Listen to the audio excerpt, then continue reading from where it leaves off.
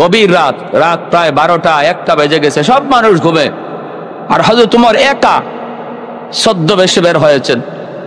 হঠাৎ দেখেন একটা ঘরের ভিতরে আলো জ্বলে, ঘরের ভিতরে বাতি।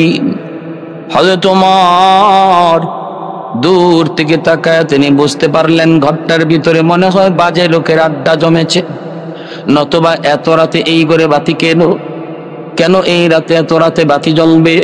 সামনের দিকে আগালেন। পাশে এসেই তিনি শুনতে পেলেন ঘরের ভিতরে কয়েকটা শিশু বাচ্চার কান্নার আওয়াজ। হযরত ওমর কান্নাটা তিনি শুনতে পেলেন, আর শুনতেছেন একজন মা বাচ্চাগুলির বুঝ দিতেছে, বুঝাইতেছে, বাবা একটু ঘুমাও। এই যে মা রান্না করতেছি, একটু বড়ি রান্না হয়ে যাবে, বাবা তোমরা একটু ঘুমাও। এই বইলা একজন মা সন্তানগুলির বুঝ দিতেছে। আল্লাহর নবী সাহাবী হযরত ওমর ফারুক রাদিয়াল্লাহু তাআলা আনহু তিনি দরজার আড়াল থেকে দাঁড়ায় কথাগুলি তিনি শুনতেছেন। এরপরে তিনি ডাক দিয়ে বলেন, মা এত রাতে ঘরে বাতি কেন? এই বাচ্চাগুলি কান্না করে কেন? এত রাতে ঘরে বাতি কেন? বাচ্চাগুলি কেন কান্না করে? মহিলা ঘরের ভিতর থেকে আওয়াজ দেয়া কয়, মুসাফির তুমি তোমার পথে চলে যাও, আমাকে কোনো প্রশ্ন করে তুমি আমার কলিজায় আঘাত দিও না, দুঃখ তুমি বাড়ায়ও না, কষ্ট তুমি বাড়ায়ও না, তুমি তোমার পথে চলে যাও, আমাকে কোনো বিরক্ত করো না। আমিরুল মুমিনিন ওমর নিজের পরিচয় তিনি দেন না, পরিচয় না দিয়ে আবারও জিজ্ঞেস করেন, মা গো তোমার মনের দুঃখটা কি একটু বলো, দেখি আমি তোমার কোনো উপকার করতে পারি কিনা। মহিলা কয়, না তোমার কাছে বলে কোনো লাভ নাই, উপকার তুমি করতে পারবা না, তুমি চলে যাও তোমার পথে, তোমার কাছে বলার কোনো প্রয়োজন নাই। কিন্তু আমিরুল মুমিনিন ওমর নিজের পরিচয় না দিয়া আবারও তিনি বলতেছেন, মা গো একটু বলো না বাচ্চাগুলি কেন কান্না করে, কেন এত রাত্রে ঘরে আলো জ্বলে? এইবার মহিলায় বলতেছে, মুসাফির তুমি যখন বারবার জিজ্ঞেস করছো তাহলে শোনো, এই 3টা বাচ্চা হলো আমার স্বামীর রেখে যাওয়া আমানত। আমার স্বামী অমুক যুদ্ধে তিনি শহীদ হয়ে গেছেন, তার অবুঝ 3টা শিশু 3টা বাচ্চা আমার কাছে আমানত। আমি মা বাচ্চাগুলি নিয়ে বড় বিপদে আছি, বাচ্চাগুলি আমার ছোট, এখনো কাজ করার বয়স হয় নাই। আজ 3 দিন হয়ে যায় আমার বাচ্চাগুলির পেটে কোনো খানা নাই। 3টা বাচ্চা অস্থির হয়ে গেছে, অস্থির, খানার জন্য খাদ্যের জন্য পাগল পারা হয়ে গেছে। একটা বাচ্চা আমার দুধের বাচ্চা, আমার বুকের দুধটা পর্যন্ত শুকায় গেছে, ঘরে কিছু নাই। আজ সন্ধ্যাবেলা একটা বাচ্চা পেটের ক্ষুধায় অজ্ঞানের মতো, আমি বাচ্চাগুলির বুঝ দেওয়ার জন্য চুলার মধ্যে আগুন জ্বালাইয়া পানি গরম করতেছি আর বলতেছি, বাবা এই যে মা খানা পাকাইতেছি, কিছুক্ষণের ভিতরেই খানা পাক হয়ে যাবে, তোমরা একটু ঘুমাও। ওদেরকে ঘুম পাড়ানোর জন্য আমি চুলায় আগুন জ্বালাইছি, পানি গরম করতেছি। মূলত খানা বলতে কিছুই নাই, বরং আমি শহীদের 3টা বাচ্চার সাথে ধোঁকা দিতেছি। আমি মার আর কিছুই করার ছিল না। এ মুসাফির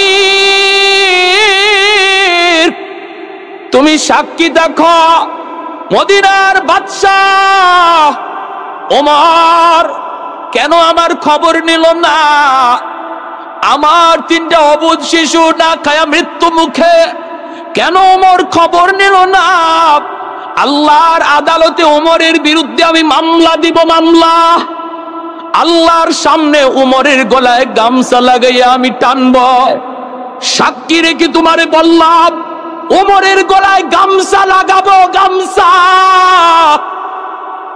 হযরত ওমরের পশমগুলি দাঁড়ায় গেল, হাউমাউ করে কান্না শুরু করেছেন ওমর। কিন্তু এরপরও নিজের পরিচয় ওমর দেন না, ওমর কান্দেন আর বলেন, মা গো তুমি এত কষ্টে আছো, এই কথাটা তুমিও তো খলিফাকে জানাইতে পারতা, কারণ ওমর খুব ব্যস্ত মানুষ, হয়তো খবর নিতে পারে না। তুমিও তো তার একটু খবর দিতে পারতা। মহিলায় বলতেছে, মুসাফির, তাহলে তুমি আমার নবীর হাদিস জানোই না? আমার নবী বলেছেন, বাদশাহ জনগণের খবর নিবে, চেয়ারম্যান জনগণের খবর নিবে, মেম্বার জনগণের খবর নিবে, এমপি জনগণের খবর নিবে, জনগণ তাদেরকে খবর দিবে না। এটা হলো আমার নবীর হাদিস। তুমি কি হাদিসটাও জানো না? হযরত ওমর টের পেয়ে গেছেন মহিলা জানতেন কোন মহিলা না। সোজা দৌড় শুরু করে দিলেন ওমর মদিনার দিকে। বাইতুল মালের সামনে যায় চিৎকার শুরু করলেন, কোথায় রে আমার ম্যানেজার? কে কোথায় আছো? তাড়াতাড়ি করে তোমরা বাইতুল মালের চাবি দেও, দরজা খোলো। কে কোথায় আছো? গভীর রাতে ওমরের আওয়াজ শুনি ম্যানেজারের ঘুম ভেঙে গেল। খাদিম আসলাম চমকায় উঠল, সবাই দৌড়ে বাইতুল মালের সামনে হাজির। তিনি বলতেছেন, দেরি করবা না। ওমরের চোখ থেকে টপ টপায় পানি পড়তেছে, দাড়ি ভিজে গেল। ওই অবস্থায় যে ম্যানেজার বাইতুল মালের দরজা খুলে দিল। হযরত ওমর দৌড় দিয়া বাইতুল মালের ভিতরে ঢুইকা একটা আটার বস্তা টানাটানি শুরু করছেন, নিজের মাথায় উঠানোর জন্য পাগল। খাদিম আসলাম যা কয়, হযরত আমার মাথায় আপনি বোঝাটা তুইলা দেন, কোথায় নিতে হবে একটু বলুন। হযরত ওমর কান্দে আর কয়, আসলাম সর সর, তোর মাথায় বস্তা তুলে দিলে উমরের গলায় গামছা লাগবে, গামছা। তাও আল্লাহর আদালতে গামছা লাগবে। তোর মাথায় বোঝা তুলে দিলে গামছা থেকে ওমর বাঁচবে না। ওমরের গলায় গামছা লাগানো থেকে যদি বাঁচাতে চাও, দ্রুত আমার মাথায় তোমরা বোঝাটা উঠায় দাও, আমার মাথায় বোঝা উঠায় দাও। অর্ধ পৃথিবীর বাদশাহ আটার বস্তা মাথায় লইয়া দৌড় শুরু করলেন, কাঁদতেছেন আর দৌড়াইতেছেন আর বলেন, মালিক, আমার রাজ্যের ভিতরে একজন মানুষ যদি না খায় মারা যায়, কিয়ামতের ময়দানে আমি কেমন করে জবাব দিব? আমার এরিয়ার ভিতরে একজন মানুষ যদি মজলুম হয়, অত্যাচারিত হয়, তার উপরে জুলুম হয়, জবাব আমি কেমন করে দিব? দৌড়াইতেছেন আর বলতেছেন। ওমর মনে মনে আল্লাহ, আমার বংশে কারো গলায় তুমি এই দায়িত্বের বোঝা আর দিও না। আল্লাহ, এটা এত বড় দায়িত্ব, এমন দায়িত্ব আমার কোনো বংশে তুমি কাউরে দিও না। ওমর এই বলেন আর বোঝা মাথায় লিয়ে দৌড়ান। আসলাম, দ্রুত যা ঘরে যা, যা দেখ নগদ কিছু রুটি আর গোশত আসেনি, নগদ কিছু রুটি আর গোশত আসেনি, দৌড়ায় আয়, দৌড়ায় দৌড়ায় আয়। আসলাম দৌড়ায় গেল রুটি আর গোশত লইয়া, ওমরের পিছনে পিছনে দৌড়। দরজার কাছে আইয়াই হযরত ওমর ডাক দিলেন, মা, একটু দরজাটা খুলো গো মা। মহিলাটা দরজা খুলে দিলে তিনি পর্দার ভিতরে চলে গেলেন। হযরত ওমর যায় চুলার মধ্যে আগুন জ্বালাইতেছেন। বাইরে অর্ধ পৃথিবীর বাদশা, তিনি কাঁচা চুলার মধ্যে আগুন জ্বালান। আগুন জ্বলে না, জ্বালাইতে চেষ্টা করেন, ধোঁয়াগুলি নাকে মুখ দিয়ে ঢুকতেছে। একদিকে চোখ দিয়ে দর দর করে পানি পড়ে আর কান্দে আর মালিক, এমন রাজত্বের বোঝা আর উমর নিতে চায় না, নিতে চায় না। কারণ উমর তার নিজের হিসাব দিয়েই পার পাবে না, আবার জনগণের হিসাব কেমন করে দিবে? জোরে কোন সুবহানাল্লাহ। আল্লাহ, আমি আমার নিজের হিসাব নিয়ে চিন্তিত। এত বড় আমানত আমার কাঁধে তুমি চাপায় দিছো, তুমি যদি আসান না করো, উমর বাঁচার কোনো উপায় নাই। দায়িত্ব কাঁধে নেওয়া বাহাদুরি না, দায়িত্ব কাঁধে নেওয়া বাহাদুরি না, এটা বহুত বড় জিম্মাদারি, বহুত বড় জিম্মাদারি। এজন্য একজন দায়িত্বশীল মানুষ দায়িত্ব যদি ঠিকমতো আদায় করে, আল্লাহর কাছে পুরস্কারও পায় ডাবল। আর যদি দায়িত্ব ঠিকমতো আদায় না করে, আমানতদারি যদি আদায় না করে, তাহলে তার শাস্তিও হয় ডাবল।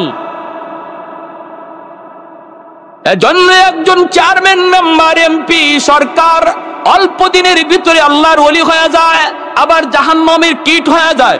যদি দায়িত্ব ঠিক মতো আদায় করে, জনগণের আমানত যদি আমানতের মতো পৌঁছে দেয়, তাহলে একজন মানুষ নফল বন্দিগি কইরা যতদিনে আল্লাহর ওলি হবে, একজন চেয়ারম্যান, মেম্বার জনগণের আমানত ঠিক মতো পৌঁছানোর দ্বারা ফরজ হুকুম যদি ঠিক রাখে, নফল যদি ঠিক মতো আদায় নাও করে, শুধু মানুষের খেদমত কইরা বহু আগে আল্লাহর ওলি হইয়া যায়।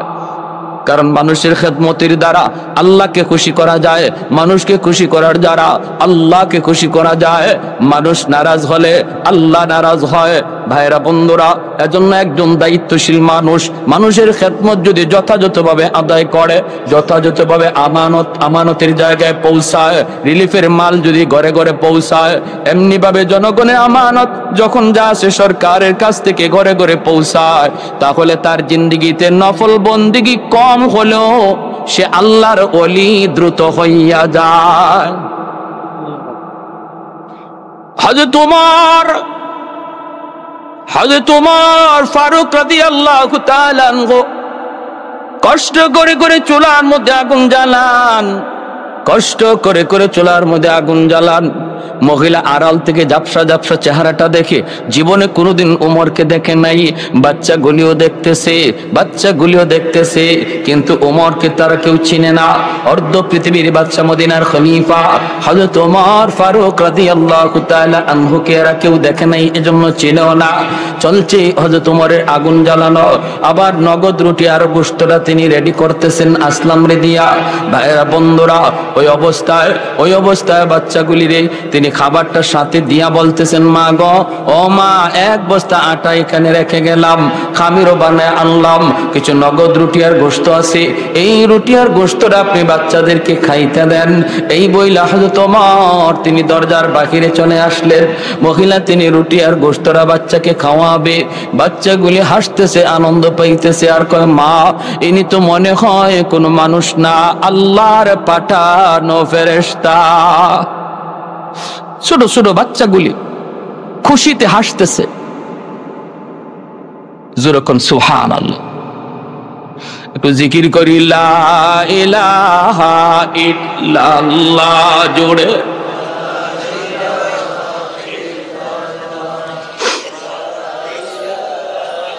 আরো জোরে, লা ইলাহা ইল্লাল্লাহ।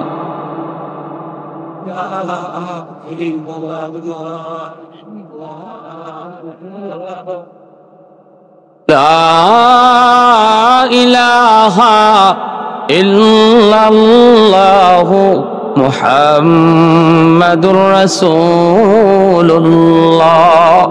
জোরে সুরে বলি সাল্লাল্লাহু আলাইহি ওয়াসাল্লাম।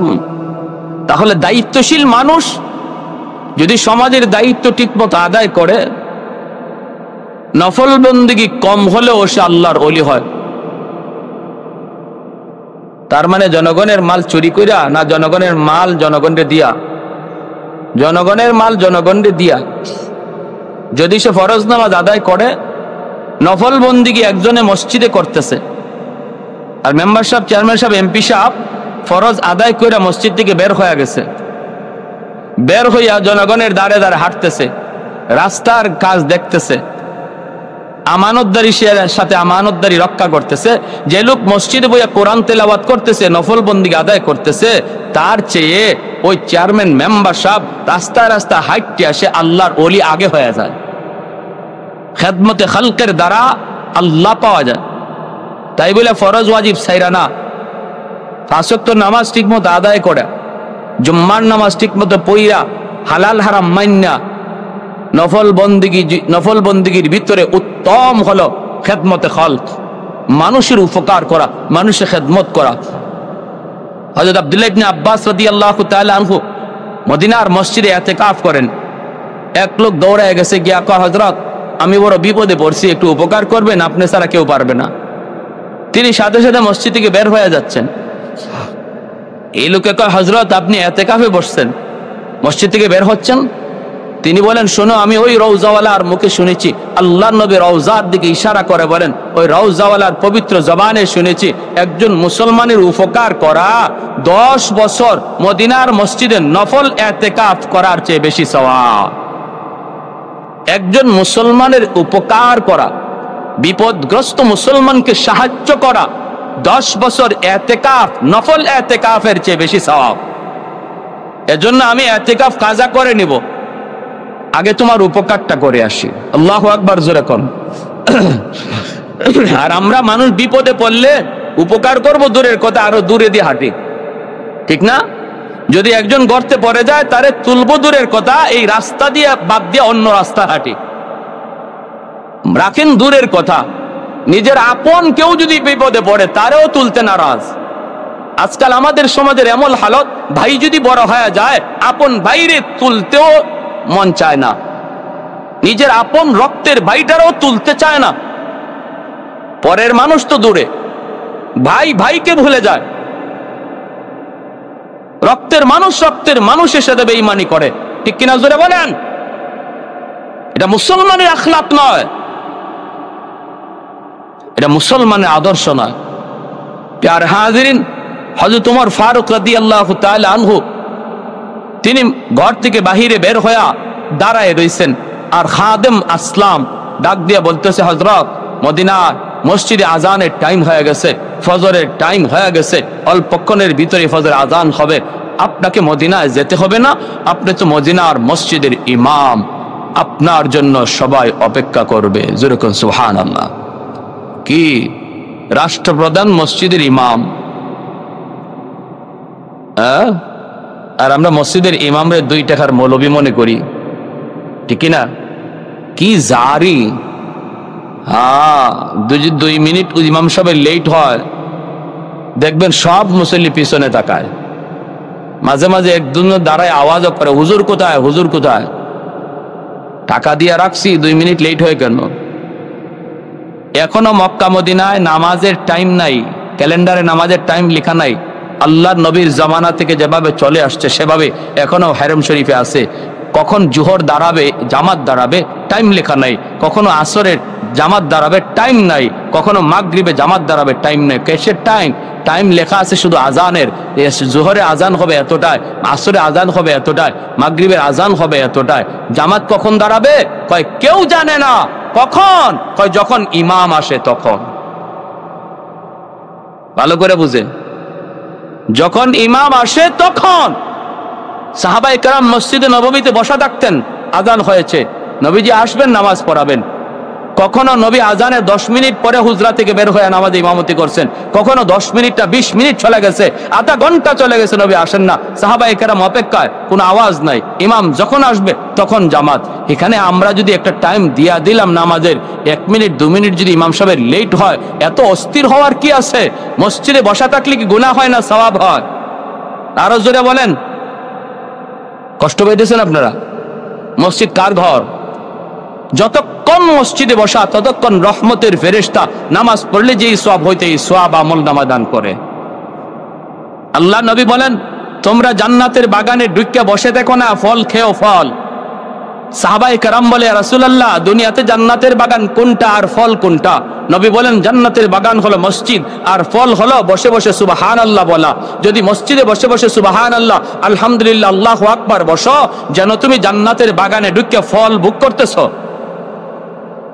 আর আমরা সুবহানাল্লাহ তো নাই, বরং খালি গল্প গুজব। মসজিদ আজকে নিজের ঘর হয়ে গেছে, নিজের বাংলা ঘর হয়ে গেছে, রাজনৈতিক আলাপের ঘর হয়ে গেছে। মসজিদে ঢুকতেছি, খবর নাই কোথায় ঢুকতেছি, মনে হয় আমার নিজের কার্যালয়ে ঢুকতেছি।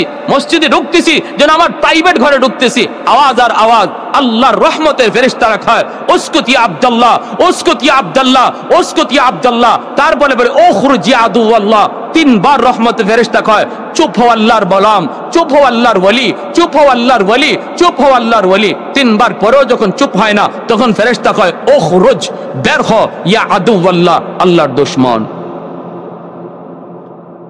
একটু হিসাব করা দরকার। শুধু নামাজের ভিতরে আমাদের ইসলামী জিন্দেগি সীমাবদ্ধ নয়, আমাদের গোটা কদমে কদমে ইসলাম রয়েছে। মসজিদ থেকে বের হওয়ার পর আমার ইসলামী জিন্দেগির পরিধি আরো বেড়ে যায়। মানুষের সাথে কথাবার্তা, লেনদেন, আচার আচরণ, ব্যবহার, আরেকজনের হক নষ্ট না করা, জমির আইল না কাটা, সীম না ঠেলা, এই সমস্ত আমার ইসলামী জিন্দেগির ভিতরে অবিচ্ছেদ্য অংশ। আমি জমির আইল কাইটা আরেকজনের সীম, আরেকজনের জামা নিজের দখলে নিয়া মসজিদে নামাজ পড়া যদি কপালে কর ফালাইয়া দেই, তবুও আমার জান্নাতে যাওয়া সহজ হবে না, কারণ আমার বিরুদ্ধে মানুষের মামলা রয়েছে, হকুল ইবাদের মামলা রয়েছে। যার ঘাড়ে মানুষের মামলা থাকবে, সে তার জীবনের নামাজ, রোজা, হজ, যাকাত লইয়া জান্নাতে যেতে পারবে না যতক্ষণ পর্যন্ত মানুষের মামলা আল্লাহর আদালতে ডিসমিস না হবে। আর ওই দিন আল্লাহ বলবে, বান্দা তোর এক ওয়াক্ত নামাজ কাজা হয়েছে, যা আমি আল্লাহ আমার রহমতে মাফ করে দিলাম। একদিন রোজা তোর কাজা হয়েছে, যা আমি তোর মাফ করে দিলাম। কিন্তু তুই যে তোর পাশের প্রতিবেশীর হক নষ্ট করেছ, আরেকজন মুসলমানের ইজ্জত মেরেছ, আরেকজনের মুসলমানের হক মাইরা খেয়েছ, তুমি সন্তানের হক নষ্ট করছো, বাবার হক নষ্ট করছো, ভাইয়ের হক নষ্ট করছো, বোনের হক নষ্ট করেছো, আমি আল্লাহ এই ব্যাপারে কিছু জানি না। মামলা ওর সাথে, ওর কাছ থেকে তুমি যেভাবে পারো সেভাবে রায় নাও। সেদিন আপন কলিজার টুকরা সন্তান বাবাকে মাপ দিবে না, কলিজার টুকরা স্ত্রী স্বামীকে মাপ দিবে না, স্বামী স্ত্রীকে মাপ দিবে না, মা সন্তানকে মাপ দিবে না। সেই দিন হবে ইয়া নফসি ইয়া নফসি বলার দিন। শুধু আল্লাহ আমাকে বাঁচাও, আমাকে বাঁচাও, আমাকে বাঁচাও। সবাই শুধু আল্লাহ আমি বাঁচতে চাই, আমি বাঁচতে চাই। কেউ কইব না আল্লাহ আমার আব্বা কই, আমার আম্মা কই, আল্লাহ আমার ছেলে কই, আল্লাহ আমার মেয়ে কই। কেউ বলবে না, কোন নবীও এই কথা বলবে না আল্লাহ আমার আব্বা কই, আমার আম্মা কই। নবীরাও বলবে আল্লাহ আমি বাঁচতে চাই, আমাকে বাঁচাও। যখন সুবহানাল্লাহ। ওই দিনে মানুষের মামলা নিয়ে আল্লাহর দোহায় কেউ আল্লাহর আদালতে উঠবেন না। মানুষের মামলা দুনিয়াতে ডিসমিস করে যান। যদি বাঁচতে চান, মৃত্যুর আগে আগে যার হক নষ্ট করেছেন তার ডাকেন, ডাককে পরিশোধ করেন। বোনের জমি দেন নাই, বাবা মারা যাওয়ার পর বোনরে তাড়াতাড়ি করে আনেন, আইনে বোনের সম্পদ ফিরে দেন। যদি মনে করেন আপনি আপনার বাবা এমন কাজ করছে, আজকে বাবা কবরে চলে গেছে, আপনার ফুফুদের হক দেয় নাই, বাবার কবরের আগুন যদি নিবাইতে চান, ফুফাতো ভাই বোনরে ডাকেন, ডাককে ফুফুর অংশটা এখনই দিয়া দেন। নতুবা বাবার নামে 10টা 40টা 100টা গরু জবাই করে জিয়াফত করলো, বাবার কবরের আগুন নিববে না, কবরে আগুন নিববে না। যদি বাবা কারো হক নষ্ট করে থাকে, এটা ফিরিয়ে দেওয়া একজন সন্তানের সর্বপ্রথম দায়িত্ব। গরু জবাই করে মানুষকে খাওয়ানো এটা সন্তানের দায়িত্ব নয়। সন্তানের দায়িত্ব সবার আগে আগে বাবা যদি কারো হক মেরে থাকে, হক ফিরিয়ে দাও। অসুবিধা দিতেছি, কষ্ট পাইতেছেন আপনারা? বুঝের জন্য বলছি ভাই, যদি আমাদের কারো কাছে এই ভুলটা থাকে আমরা সংশোধন করে নেব, সংশোধন করে নেব। হযরত ওমর ফারুক রাদিয়াল্লাহু তাআলা আনহু দরজার বাহিরে আসছেন, আসলাম বলতেছে, হযরত মদিনার মসজিদে আজান হয়ে গেছে, ফজরে আজান হয়ে গেছে, আপনাকে ইমামতি করতে হবে, আপনি যাবেন না? হযরত ওমর বলতেছেন, আসলাম একটু অপেক্ষা কর, এখানে দাঁড়ায়া দাঁড়ায়া আমি ওই শহীদের 3টা এতিম বাচ্চার কান্নার আওয়াজ শুনেছিলাম। আমার মন বলতেছে এখানে দাঁড়াইয়া আমি ওই এতিম বাচ্চাগুলির একটু হাসি শুনে যাই। দরজার পাশে ওমর দাঁড়ায় রয়েছে বাচ্চাগুলির একটু হাসির শোনার জন্য। যেই মাত্র বাচ্চাগুলি একটু হাসাহাসি করে, আনন্দ করে, আওয়াজটা যেই মাত্র ওমরের কানে আসলো, সাথে সাথে তিনি সাজদায় পড়ে আল্লাহর শুকরিয়া আদায় করলেন আর আল্লাহর কাছে কান্দেন, মালিক আসলাম চল মদিনার দিকে চল। মদিনার মসজিদে ইমাম, মদিনার খলিফা আমিরুল মুমিনিন ওমর ফজরের নামাজ পড়াইয়া মিম্বরে বসি ওমর ডাক দেয়া বলতেছেন, মুসল্লিয়ানি কেরাম, যে যেখানে আসো দাঁড়ায় থাকো, বসে থাকো, কেউ জায়গা থেকে উঠবে না। এখন তোমাদের সামনে একটা বিশাল বড় একটা বিচার রয়েছে, বিচার। এই বিচার বড় খতরনাক, জটিল একটা বিচার তোমাদের সামনে করা হবে রে, কেউ জায়গা থেকে উঠবে না। মদিনার মসজিদের মুসল্লিয়ানে কেরাম মনে মনে ভাবেন, রাতের অন্ধকারে ওমর কোথায় জানি ঘুরছেন আর কোন অপরাধ নিজের চোখে দেখছেন, না জানি কেমন বিচার হয়, কেমন বিচার। সবাই যার যার জায়গায় বসা। ওমর মিম্বরে বসে তিনি পুলিশকে আদেশ দিলেন, দ্রুত তোমরা মদিনার পাশের ওই বস্তিতে যাও। ওই গ্রামে ডুইকা রাস্তার কিনারায় দেখতে পাবা একটা ভাঙ্গা ঘর। এই ঘরের মধ্যে একজন মহিলা 3টা বাচ্চা নিয়ে থাকে। তোমরা দ্রুত করে যাও, যায়া মহিলাকে বলবা মদিনার খলিফা ওমর তোমাকে আদেশ জারি করেছেন মদিনায় যাওয়ার জন্য। যদি সে আসতে না চায় বলবা আমার অর্ডার, এরপরে যদি আসতে না যায় জোর করে নিয়ে আসবা। মদিনার মানুষ মনে করতেছে না জানি ওই মহিলা কেমন বড় অন্যায় করেছে, কেমন অন্যায় করেছে। ওমরের চোখে অন্যায় ধরা পড়ে গেছে, না জানি আজ ওই মহিলার কেমন বিচার হয়। সবাই যার যার জায়গায় বসা আছেন। এমনি কোতোয়ালি থানার পুলিশ দ্রুত বেগে তারা যাইতে লাগলো। ওই গ্রামের ভিতরে ঢুইকে তারা দেখতে পেল রাস্তার কিনারায় একটা ছোট্ট ঘর পেয়ে গেল, মহিলাকেও পেয়ে গেল, 3টা বাচ্চারও পেয়ে গেল। পুলিশেরা যায় ডাক দিয়ে কয়, মা, মদিনার খলিফা ওমর তোমাকে তলব করেছে, তলব। মহিলার কলিজায় কামড় দিয়ে উঠল, কয় কি ওমর আমাকে কেন ডাকবে? কেন, কি হয়েছে? আমার বিরুদ্ধে কোন মামলা? পুলিশ কয় আমরা জানি না, তবে আমাদের উপরে ওয়ার্ডার, আপনাকে দ্রুত যেন ওমরের আদালতে হাজির করা হয়। বাচ্চাগুলি পর্যন্ত ওমরের নাম শুনে কেঁপে উঠল। ওমরের আদালতে মাকে ডাকা হয়েছে, কারণ ওমর নাম শুনলে পরেই বেঈমানরা যেমন ভয় পাইতো, কাঁপতো, ছোট ছোট বাচ্চাগুলি ওমর নাম শুনলে ভয় পাইতো। আমরা তো বাচ্চাগুলির ঘুম পাড়াই, এই যে বাঘ আসতেছে, ভাল্লুক আসতেছে, ঘুমা। কিন্তু মদিনার মা তারা বলতো ওমর আসতেছে, তাড়াতাড়ি ঘুমা। বাচ্চা ডরায় ঘুমায় পড়তো। হযরত ওমরকে ভয় পায় না এমন কে আছে? শয়তানও তো ওমরকে ডরায়, ঠিক কিনা জোরে বলেন? ইবলিসও যদি দেখে এই রাস্তা দিয়ে ওমর আয়, অন্য রাস্তা দিয়ে ইবলিস ভেগে যায়। সেই ওমরের নাম শোনা মাত্র মহিলা কাঁপতেছে, বাচ্চাগুলি কাঁপে। খলিফাতুল মুসলিমিন ওমরের আদেশ। মহিলায় কয়, কেন যাব? আমি তো জানি না কোনো অন্যায় করেছি বলে। পুলিশ কয়, যদি যেতে না চাও জোর করে নেওয়া হবে। মহিলা ভয় পেয়ে গেল, কয় আমাকে জোর করা লাগবে না, আমাকে টান দেওয়া লাগবে না, জোর জবরদস্তি করতে হবে না, আমি নিজেই তোমাদের সাথে যাব। এই বইলা মহিলা নিজেই রওনা দিয়ে দিল। 2টা বাচ্চা মার আঁচল ধরে কান্দে, কাঁপতেছে, ভয়ে কাঁপতেছে। দুধের বাচ্চাটারে বুকের মধ্যে লইয়া মহিলা যায় আর কয়, চোখ দিয়া পানি ধরা আর কয়, মালিক, আজ ওমরের আদালতে কি বিচার আমি জানি না গো আল্লাহ। আল্লাহ, আমি তো এক মুসাফিরকে বলেছিলাম ওমরের বিরুদ্ধে আল্লাহর আদালতে মামলা দিব, তাহলে ওই মুসাফির কি আবার ওমরকে যায় সব কথা বলে দিল নাকি? আমার বিরুদ্ধে সব কথা ওমরের কাছে মুসাফির বলে দিল নাকি? হায় হায়, জানি না কি মামলা হবে। ও মালিক, আমার স্বামী তোমার রাস্তায় শহীদ হয়েছে গো মালিক। শহীদের 3টা বাচ্চার মুখের দিকে তাকাইয়া আল্লাহ, আজকে তুমি আমার ইজ্জত রক্ষা কইরা। আমি তো একজন শহীদের স্ত্রী, 3টা এতিম বাচ্চার মা। আল্লাহ, 3টা এতিম বাচ্চার মা, তুমি আমার ইজ্জত রক্ষা কইরো। এই বইলা মহিলা কান্দে আর যায়। মদিনার পাশাপাশি চলে গেল মসজিদে নববী, একদম ফুল ভরপুর। বিচার দেখার জন্য সবাই যার যার জায়গায় বসা। ওমর ফারুক রাদিয়াল্লাহু তাআলা আনহু মিম্বরের মধ্যে বসে বসে অপেক্ষায়। যেই মাত্র মহিলা মসজিদে নববীর দরজার পাশে আসলো, হযরত ওমর ডাক দিয়ে বলেন, মাঝখান দিয়া রাস্তা করে দাও, মাঝখান দিয়া রাস্তা করে দাও।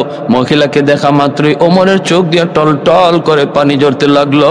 ওমর কাঁদতে শুরু করলেন, চোখ দিয়ে গড় গড় করে পানি ঝরতে লাগলো। মহিলা মাঝখানে আসতে মসজিদে নববীর দরজার থেকে ও সামনের দিকে তাকায় দেখে মিম্বরের মধ্যে যিনি বসা, ইনি তো অবশ্যই আমিরুল মুমিনিন, ইনি ওমর। কিন্তু চেহারা গত রাতের মুসাফিরের মতো। হায়া, চেহারা তো গত রাতের মুসাফিরের মতো। সামনের দিকে একটু আগায় আগায় দেখলো, আল্লাহু আকবার, ইনি তো গত রাতের সেই মুসাফির। আমি তো জানি না ইনি যে অর্ধ পৃথিবীর বাদশা ওমর। আমি তো বুঝতে পারি নাই গো মালিক, জানি না আজ আমার বিচার কেমন হয়। আজ বুঝি আমার মৃত্যুদণ্ড হয়, আজ বুঝি আমার প্রাণ নিয়ে দেয় ওমর। আল্লাহ, তুমি আমারে বাঁচাও, তুমি আমারে বাঁচাও। মহিলা বাচ্চাটা নিয়ে যাইতেছে। 2টা বাচ্চা একদম কবুতরের বাচ্চার মতো মারে দইরা জড়ায় জড়ায় কাঁপতেছি। 2টা বাচ্চা মার আঁচল ধরে কাঁপতেছি, আর মা সামনের দিকে আগাইতেছে।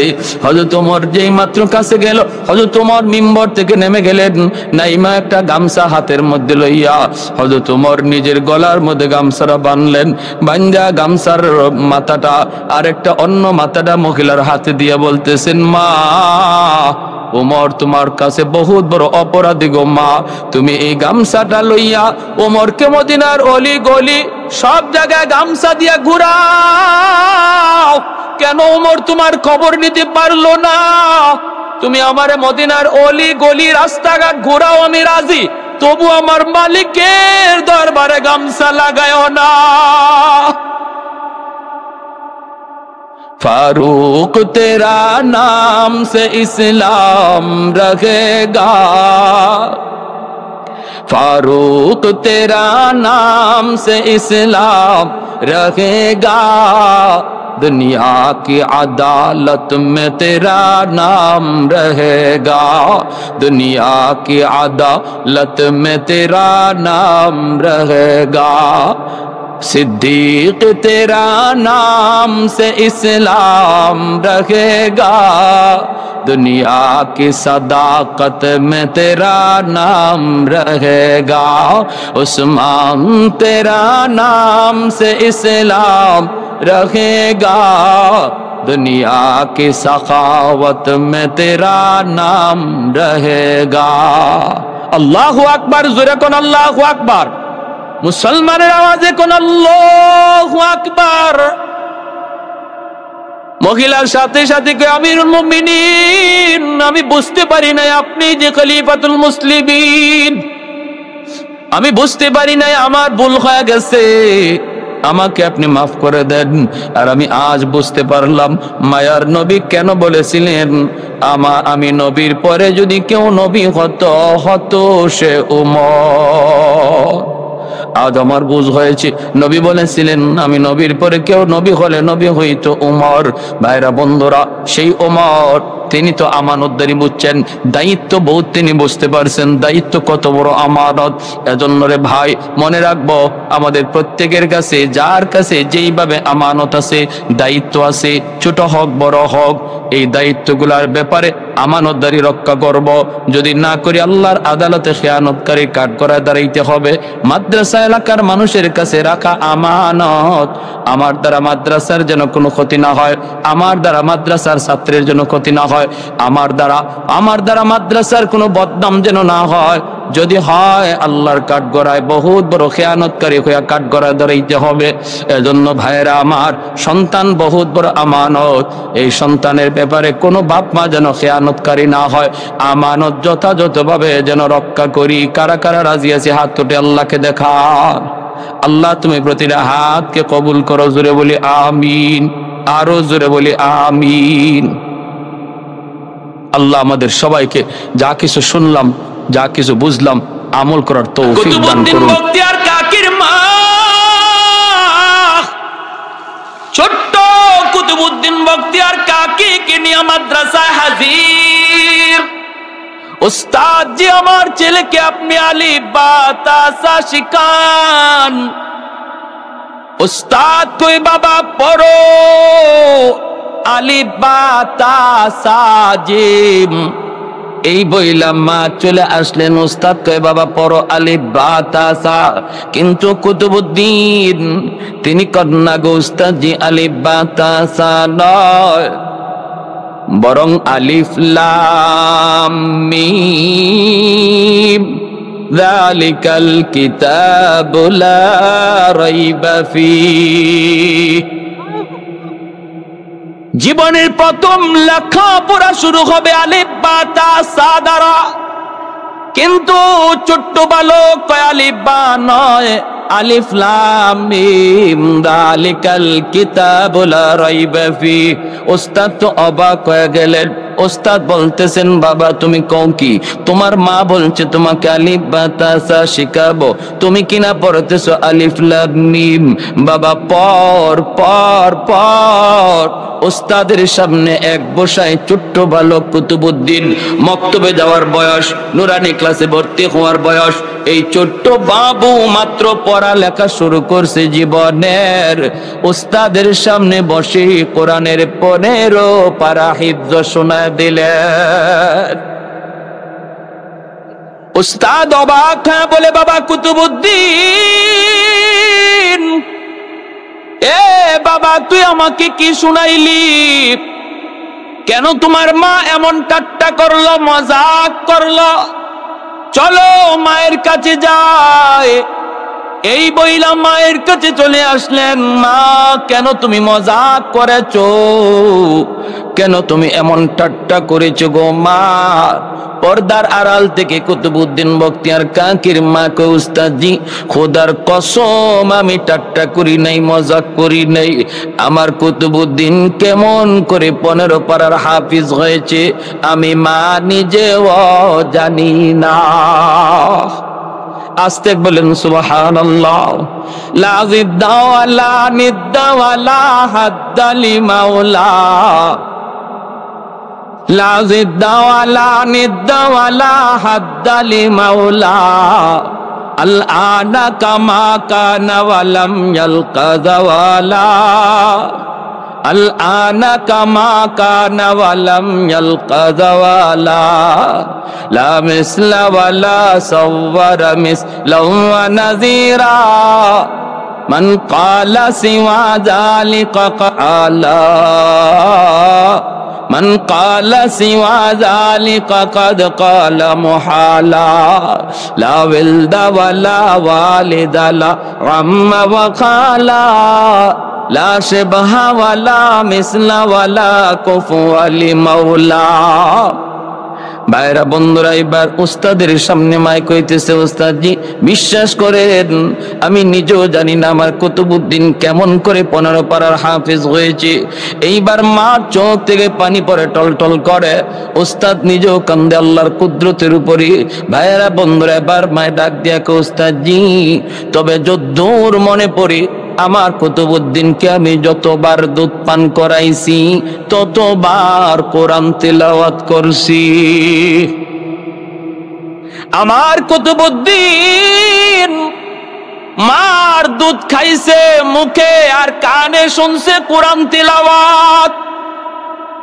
আমি মা ছিলাম কোরআনুল কারীমের 15 পারার হাফেজা। গর্বে থাকতো আমি কোরআন তেলাওয়াত সব সময় করতাম। দুধ পান করানোর সময় আমি কোরআন তেলাওয়াত সব সময় করতাম। মনে হয় দুধের সাথে তেলাওয়াত যা ঢুকছে, মনে হয় দুধের সাথে তেলাওয়াত যা ঢুকছে। বলুন তো ভাইরা, একটু খেয়াল করে বনরে ভাই ঝিনাইদহর ভাইরা, ঝিনাইদহে এই প্রথম আমার প্রথম প্রোগ্রাম, প্রথম মাহফিল। বহু প্রোগ্রাম চাইতেছে কিন্তু পারতেছি না, শুধু একটাই। এ আল্লাহর গোলাম, একটু বলুন তো দুধের সাথে তিলাওয়াত যদি যায় ঢুকতে পারে, মা যদি দুধ পান করানোর সময় গান শুনে, টেলিভিশন শুনে, নাটক শুনে, গানের আওয়াজও দুধের সাথে ঢুকতে পারেনি না পারে না? পাত্র যেমন হয়, পাত্রের উপরে বস্তুর আসর পড়ে তেমন। ময়মনসিংহ এলাকায় চা খাইলাম, মাহফিলে যে চা দিল, চা খেয়ে দেখি চা ঝাল লাগে। আপনাদের ঝিনাইদহ এলাকার চাতে কি কোন ঝাল লাগে? চাতে ঝাল লাগার তো কোনো কথা না। আমি তো অবাক হয়ে গেলাম। ঘটনা কি? হয় চা মিষ্টি লাগবে, নতুবা পানি পানি লাগবে। যে ডায়াবেটিস আছে চিনি খাবে না, চিনি ছাড়া খাবে, পানি পানি লাগবে, কিন্তু ঝাল তো লাগার কথা না, ঠিক না? আমি বললাম, রে ভাই এদিকে আসো, চাটা একটু খায় দেখো তো কেমন লাগে। আমার কাছে তো ঝাল ঝাল লাগে, তোমার কাছে কেমন লাগে একটু দেখো তো। ও মুখে নিয়ে কয়, হুজুর ঘটনা তো সত্য, ঝাল লাগে। আমি বললাম, তাহলে আপনাদের ময়মনসিংহ এলাকায় চিনির বদলা মরিচের গুঁড়া দেয় নাকি?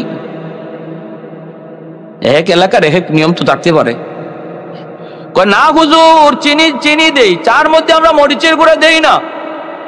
আমি বললাম, তাহলে ঝাল লাগে কেন? একটু খবর নিয়ে দেখি। ভিতরে গেল খবর নেওয়ার জন্য, যা খবর নিয়ে এসেছে, আয়েশা বলে, হুজুর খবর ফাইনাল। কি খবর? কয় তরকারির পাতিলে চা জাল দিছে।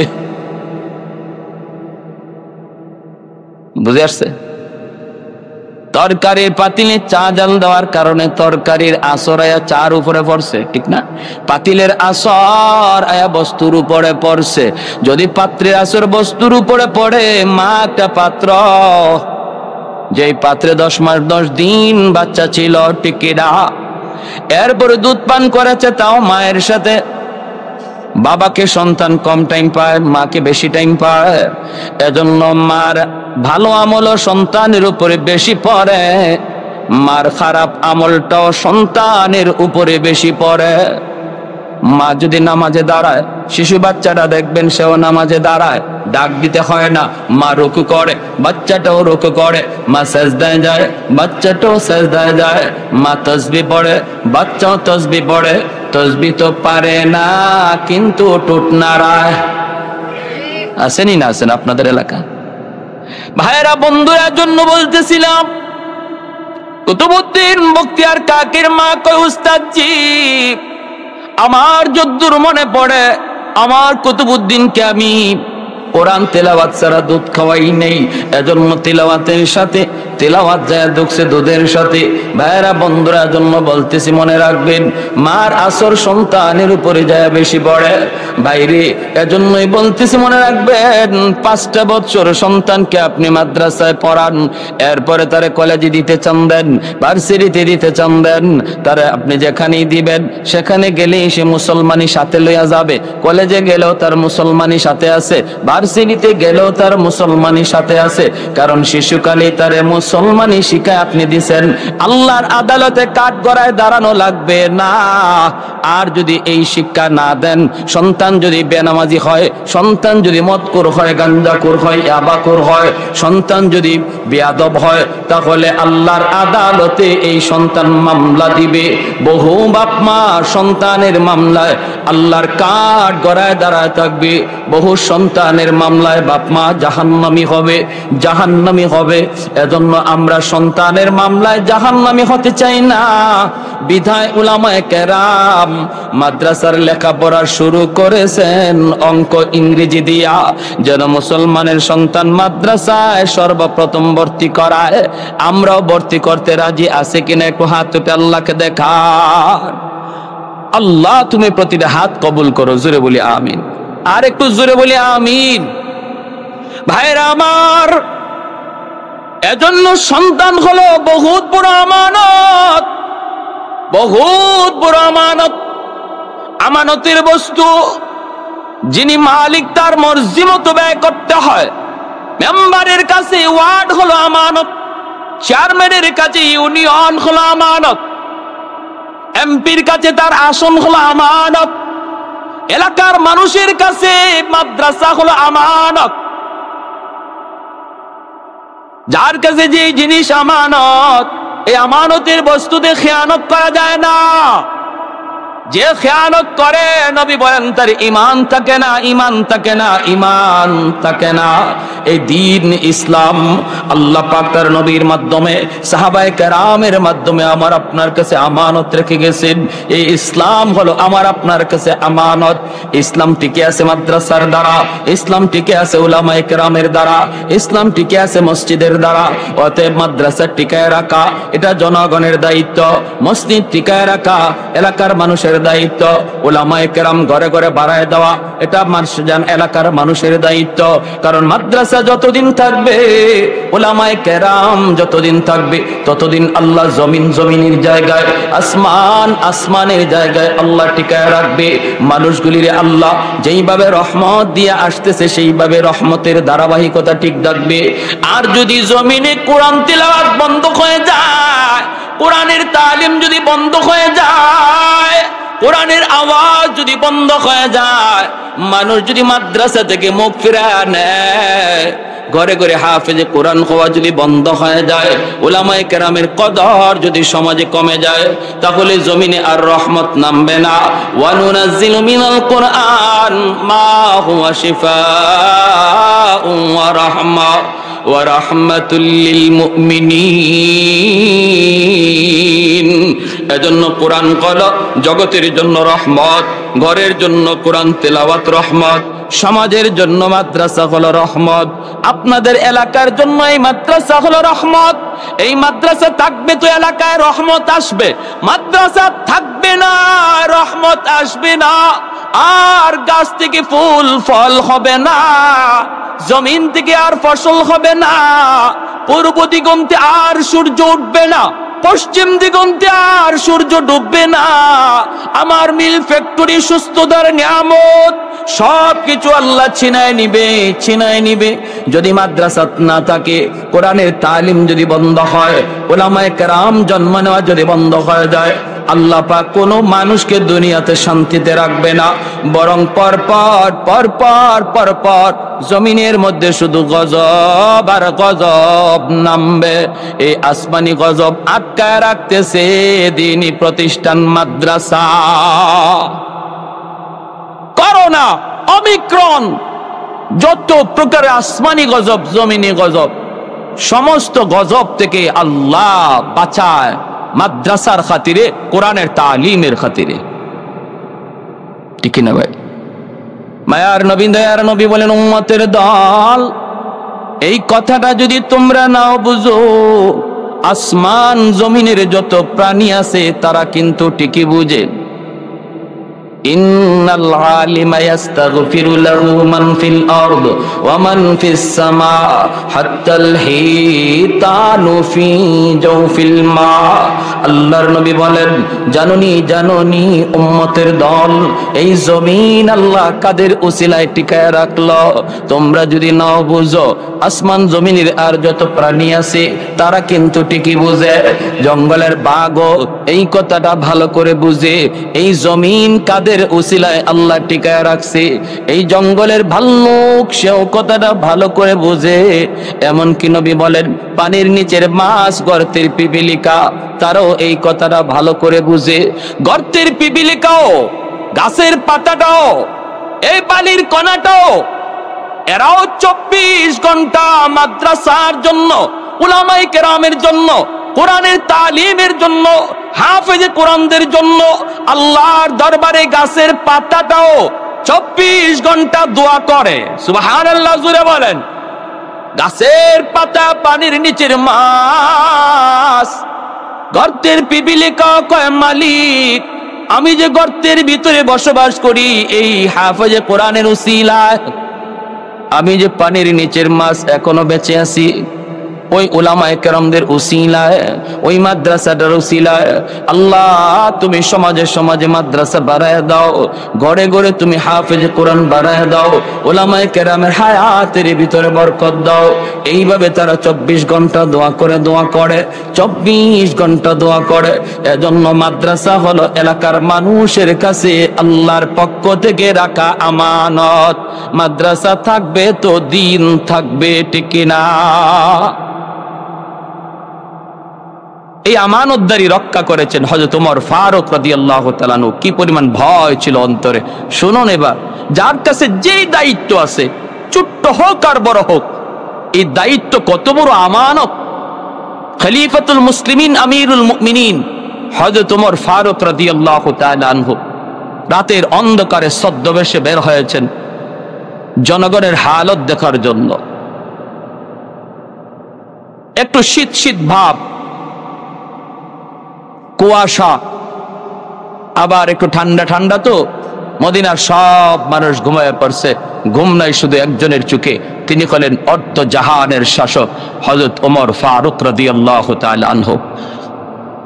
24 ঘন্টার ভিতরে যিনি 1 ঘন্টা ঘুমাইতেন, জোরে কন্যা সুবহানাল্লাহ, 1 ঘন্টা ঘুমাতেন আর বাকি সময়টা রাজ্যের কাজে।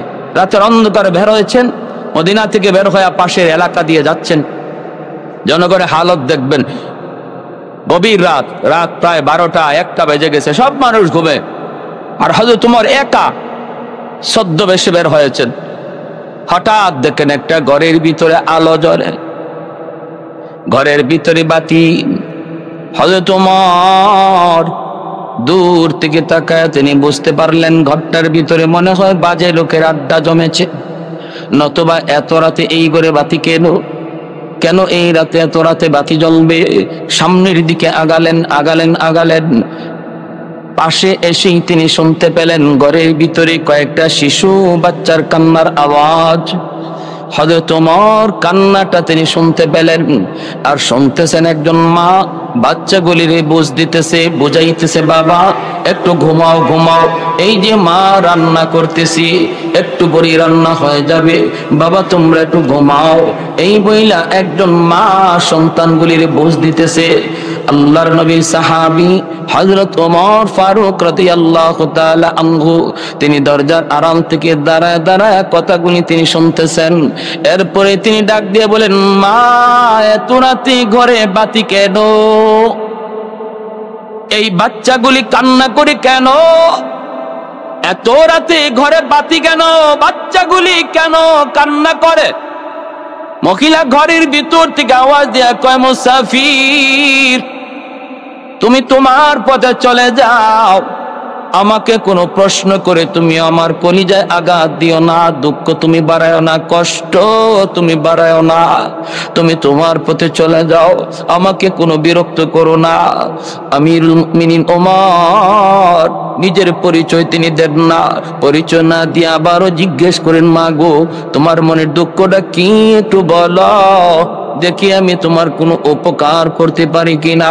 মহিলা কয়, না তোমার কাছে বলে কোনো লাভ নাই, উপকার তুমি করতে পারবা না, তুমি চলে যাও তোমার পথে, তোমার কাছে বলার কোনো প্রয়োজন নাই। কিন্তু আমিরুল মুমিনিন ওমর নিজের পরিচয় না দিয়া আবারও তিনি বলতেছেন, মা গো একটু বলো না বাচ্চাগুলি কেন কান্না করে, কেন এত রাত্রে ঘরে আলো জ্বলে? এইবার মহিলায় বলতেছে, মুসাফির তুমি যখন বারবার জিজ্ঞেস করছো তাহলে শোনো, এই তিনটা বাচ্চা হলো আমার স্বামীর রেখে যাওয়া আমানত। আমার স্বামী অমুক যুদ্ধে তিনি শহীদ হয়ে গেছেন, তার অবুঝ তিনটা শিশু, তিনটা বাচ্চা আমার কাছে আমানত। আমি মা বাচ্চাগুলি নিয়ে বড় বিপদে আছি। বাচ্চাগুলি আমার ছোট, এখনো কাজ করার বয়স হয় নাই। আজ 3 দিন হয়ে যায় আমার বাচ্চাগুলির পেটে কোনো খানা নাই। তিনটা বাচ্চা অস্থির হয়ে গেছে, অস্থির, খানার জন্য খাদ্যের জন্য পাগল পারা হয়ে গেছে। একটা বাচ্চা আমার দুধের বাচ্চা, আমার বুকের দুধটা পর্যন্ত শুকায় গেছে, ঘরে কিছু নাই। আজ সন্ধ্যাবেলা একটা বাচ্চা পেটের ক্ষুধায় অজ্ঞানের মতো, আমি বাচ্চাগুলির বুঝ দেওয়ার জন্য চুলার মধ্যে আগুন জ্বালাইয়া পানি গরম করতেছি আর বলতেছি, বাবা এই যে মা খানা পাকাইতেছি, কিছুক্ষণের ভিতরেই খানা পাক হয়ে যাবে, তোমরা একটু ঘুমাও, তোমরা একটু ঘুমাও। ওদেরকে ঘুম পাড়ানোর জন্য আমি চুলায় আগুন জ্বালাইছি, পানি গরম করতেছি। মূলত খানা বলতে কিছুই নাই, বরং আমি শহীদিন 3টা বাচ্চার সাথে ধোঁকা দিতেছি। আমি মার আর কিছুই করার ছিল না। এ মুসাফির তুমি সাক্ষী দেখো, মদিনার বাদশাহ ওমর কেন আমার খবর নিল না? আমার 3টা অবুঝ শিশু না খায়া মৃত্যু মুখে, কেন ওমর খবর নিল না? আল্লাহর আদালতে ওমরের বিরুদ্ধে আমি মামলা দিব, মামলা। আল্লাহর সামনে ওমরের গলায় গামছা লাগাইয়া আমি টানব। সাক্ষী রেখে তোমারে বললাম, ওমরের গলায় গামছা লাগাবো, গামছা। হযরত ওমরের পশমগুলি দাঁড়ায় গেল, হাউমাউ করে কান্না শুরু করেছেন ওমর। কিন্তু এরপরও নিজের পরিচয় ওমর দেন না, পরিচয় দেন না। ওমর কান্দেন আর বলেন, মা গো তুমি এত কষ্টে আছো, এই কথাটা তুমিও তো খলিফাকে জানাইতে পারতা, কারণ ওমর খুব ব্যস্ত মানুষ, হয়তো খবর নিতে পারে না, তুমিও তো তারে একটু খবর দিতে পারতা। মহিলায় বলতেছে, মুসাফির তাহলে তুমি আমার নবীর হাদিস জানোই না? আমার নবী বলেছেন বাদশাহ জনগণের খবর নিবে, চেয়ারম্যান জনগণের খবর নিবে, মেম্বার জনগণের খবর নিবে, এমপি জনগণের খবর নিবে, জনগণ তাদেরকে খবর দিবে না। এটা হলো আবার নবীর হাদিস। তুমি কি হাদিসটাও জানো না? হযরত ওমর টের পেয়ে গেছেন মহিলা জানতেন কোন মহিলা না। সোজা দৌড় শুরু করে দিলেন ওমর মদিনার দিকে। বাইতুল মালের সামনে যায় চিৎকার শুরু করলেন, কোথায় রে আমার ম্যানেজার, কে কোথায় আছো, তাড়াতাড়ি করে তোমরা বাইতুল মালের চাবি দেও, দরজা খোলো। কে কোথায় আছো? গভীর রাতে ওমরের আওয়াজ শুনি ম্যানেজারের ঘুম ভেঙে গেল। খাদিম আসলাম চমকায় উঠল, সবাই দৌড়ে বাইতুল মালের সামনে হাজির। তিনি বলতেছেন দেরি করবা না। ওমরের চোখ থেকে টপ টপায়া পানি পড়তেছে, দাড়ি ভিজে গেল। ওই অবস্থায় যে ম্যানেজার বাইতুল মালের দরজা খুলে দিল। হযরত ওমর দৌড় দিয়া বাইতুল মালের ভিতরে ঢুইকা একটা আটার বস্তা টানাটানি শুরু করছেন, নিজের মাথায় উঠানোর জন্য পাগল। খাদিম আসলাম যা কয়, হযরত আমার মাথায় আপনি বোঝাটা তুইলা দেন, কোথায় নিতে হবে একটু বলুন। হযরত ওমর কান্দে আর কয়, আসলাম সর সর, তোর মাথায় বস্তা তুলে দিলে ওমরের গলায় গামছা লাগবে, গামছা, তাও আল্লাহর আদালতে গামছা লাগবে। তোর মাথায় বোঝা তুলে দিলে গামছা থেকে ওমর বাঁচবে না। ওমরের গলায় গামছা লাগানো থেকে যদি বাঁচাতে চাও, দ্রুত আমার মাথায় তোমরা বোঝাটা উঠায় দাও, আমার মাথায় বোঝা উঠায় দাও। অর্ধ পৃথিবীর বাদশাহ আটার বস্তা মাথায় লইয়া দৌড় শুরু করলেন, কাঁদতেছেন আর দৌড়াইতেছেন আর বলেন, মালিক আমার রাজ্যের ভিতরে একজন মানুষ যদি না খায় মারা যায়, কিয়ামতের ময়দানে আমি কেমন করে জবাব দিব?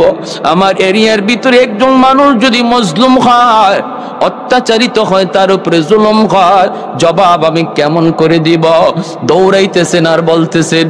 ওমর মনে মনে কয়, আল্লাহ আমার বংশে কারো গলায় তুমি এই দায়িত্বের বোঝা আর দিও না।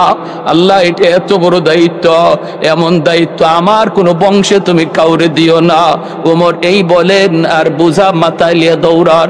আসলাম দ্রুত যা ঘরে যা, যা দেখ নগদ কিছু রুটি আর গোশত আসেনি, নগদ কিছু রুটি আর গোশত আসেনি, দৌড়ায় আয়, দৌড়ায় দৌড়ায় আয়। আসলাম দৌড়ায় গেল রুটি আর গোশত লইয়া, ওমরের পিছনে পিছনে দৌড়। দরজার কাছে আইয়াই হযরত ওমর ডাক দিলেন, মা একটু দরজাটা খুলো গো মা। মহিলাটা দরজা খুলে দিলে তিনি পর্দার ভিতরে চলে গেলেন। হযরত ওমর যায় চুলার মধ্যে আগুন জ্বালাইতেছেন। বাইরে অর্ধ পৃথিবীর বাদশাহ, তিনি কাঁচা চুলার মধ্যে আগুন জ্বালান, আগুন জ্বলে না, জ্বালাইতে চেষ্টা করেন, ধোঁয়াগুলি নাকি মুখ দিয়ে ঢুকতেছে। একদিকে চোখ দিয়ে দর দর করে পানি পড়ে আর কান্দে আর মালিক এমন রাজত্বের বোঝা আর ওমর নিতে চায় না, নিতে চায় না। কারণ ওমর তার নিজের হিসাব দিয়েই পার পাবে না, আবার জনগণের হিসাব কেমন করে দিবে? জোরে কোন সুবহানাল্লাহ। আল্লাহ আমি আমার নিজের হিসাব নিয়ে চিন্তিত, এত বড় আমানত আমার কাঁধে তুমি চাপায় দিছো, তুমি যদি আসান না করো ওমর বাঁচার কোনো উপায় নাই। দায়িত্ব কাঁধে নেওয়া বাহাদুরি না, দায়িত্ব কাঁধে নেওয়া বাহাদুরি না, এটা বহুত বড় জিম্মাদারি, বহুত বড় জিম্মাদারি। এজন্য একজন দায়িত্বশীল মানুষ দায়িত্ব যদি ঠিক মতো আদায় করে আল্লাহর কাছে পুরস্কারও পায় ডাবল। আর যদি দায়িত্ব ঠিক মতো আদায় না করে, আমানতদারি যদি আদায় না করে, তাহলে তার শাস্তিও হয় ডাবল। এজন্য একজন চেয়ারম্যান, মেম্বার, এমপি, সরকার অল্প দিনের ভিতরে আল্লাহর ওলি হয়ে যায়, আবার জাহান্নামের কীট হয়ে যায়। যদি দায়িত্ব ঠিক মতো আদায় করে, জনগণের আমানত যদি আমানতের মতো পৌঁছে দেয়, তাহলে একজন মানুষ নফল বন্দেগী কইরা যতদিনে আল্লাহর ওলি হবে, একজন চেয়ারম্যান, মেম্বার জনগণের আমানত ঠিক মতো পৌঁছানোর দ্বারা ফরজ হুকুম যদি ঠিক রাখে, নফল যদি ঠিক মতো আদায় নাও করে, শুধু মানুষের খেদমত কইরা বহু আগে আল্লাহর ওলি হইয়া যায়। কারণ মানুষের খেদমতের দ্বারা আল্লাহকে খুশি করা যায়, মানুষকে খুশি করার দ্বারা আল্লাহকে খুশি করা যায়। মানুষ নারাজ হলে আল্লাহ নারাজ হয়, ভাইরা বন্ধুরা, এজন্য একজন দায়িত্বশীল মানুষের খেদমত যদি যথাযথভাবে আদায় করে, যথাযথভাবে আমানতের জায়গায় পৌঁছায়, রিলিফের মাল যদি ঘরে ঘরে পৌঁছায়, এমনি ভাবে জনগণের আমানত যখন যা আসে সরকারের কাছ থেকে ঘরে ঘরে পৌঁছায়, তাহলে তার জিন্দেগিতে নফল বন্দেগী কম হলেও সে আল্লাহর ওলি দ্রুত হইয়া যায়। হযরত ওমর ফারুক রাদিয়াল্লাহু তাআলা আনহু কষ্ট করে করে চুলার মধ্যে আগুন জ্বালান, কষ্ট করে করে চুলার মধ্যে আগুন জ্বালান। মহিলা আড়াল থেকে ঝাপসা ঝাপসা চেহারাটা দেখে জীবনে কোনোদিন ওমরকে দেখে নাই। বাচ্চাগুলিও দেখতেছে, কিন্তু ওমরকে তারা কেউ চিনে না। অর্ধ পৃথিবীর বাদশা, মদিনার খলিফা হযরত ওমর ফারুক রাদিয়াল্লাহু তাআলা আনহুকে এরা কেউ দেখে নাই, এজন্য চিনেও না। চলছে হযরত ওমরের আগুন জ্বালানো, আবার নগদ রুটি আর গোশতটা তিনি রেডি করতেছেন আসলাম রে দিয়া। ভাইরা বন্ধুরা, ওই অবস্থায় বাচ্চাগুলিরে তিনি খাবারটা সাথে দিয়া বলতেছেন, মা গো, ও মা, এক বস্তা আটা এখানে রেখে গেলাম, খামিরও বানায় আনলাম, কিছু নগদ রুটি আর গোশত আছে, এই রুটি আর গোশতটা আপনি বাচ্চাদেরকে খাইতে দেন। এই বইলা হযরত ওমর তিনি দরজার বাহিরে চলে আসলেন। মহিলা তিনি রুটি আর গোশতরা বাচ্চাকে খাওয়াবে।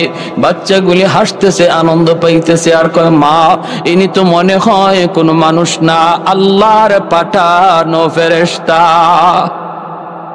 ছোট ছোট বাচ্চাগুলি খুশিতে হাসতেছে। যেরকম সুবহানাল্লাহ, একটু জিকির করি, লা ইলাহা ইল্লাল্লাহ, জোরে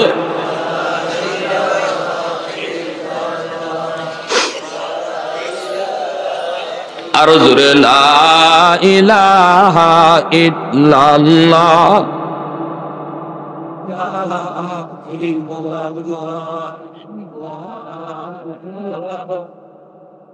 লা ইলাহা ইল্লাল্লাহু মুহাম্মাদুর রাসূলুল্লাহ। জোরে সুরে বলি সাল্লাল্লাহু আলাইহি ওয়াসাল্লাম। তাহলে দায়িত্বশীল মানুষ যদি সমাজের দায়িত্ব ঠিকমতো আদায় করে, নফল বন্দেগী কম হলেও সে আল্লাহর ওলি হয়। তার মানে জনগণের মাল চুরি কইরা না, জনগণের মাল জনগণরে দিয়া, জনগণের মাল জনগণরে দিয়া যদি সে ফরজ নামাজ আদায় করে, নফল বন্দেগী একজনে মসজিদে করতেছে, আর মেম্বার সাহেব, চেয়ারম্যান সাহেব, এমপি সাহেব ফরজ আদায় কইরা মসজিদ থেকে বের হয়ে গেছে, বের হইয়া জনগণের দ্বারে দ্বারে হাঁটতেছে, রাস্তার কাজ দেখতেছে, আমানতদারি সাথে আমানতদারি রক্ষা করতেছে। যে লোক মসজিদে বইয়া কোরআন তেলাওয়াত করতেছে, নফল বন্দেগী আদায় করতেছে, তার চেয়ে ওই চেয়ারম্যান, মেম্বার সাহেব রাস্তায় রাস্তায় হাঁটতে আসে আল্লাহর ওলি আগে হয়ে যায়। খেদমতে খালকের দ্বারা আল্লাহ পাওয়া যায়। তাই বলে ফরজ ওয়াজিব ছাইরা না, 5 ওয়াক্ত নামাজ ঠিক মতো আদায় করে, জুম্মার নামাজ ঠিক মতো পইরা, হালাল হারাম মাইন্না, নফল বন্দেগীর ভিতরে উত্তম হলো খেদমতে খালক, মানুষের উপকার করা, মানুষের খেদমত করা।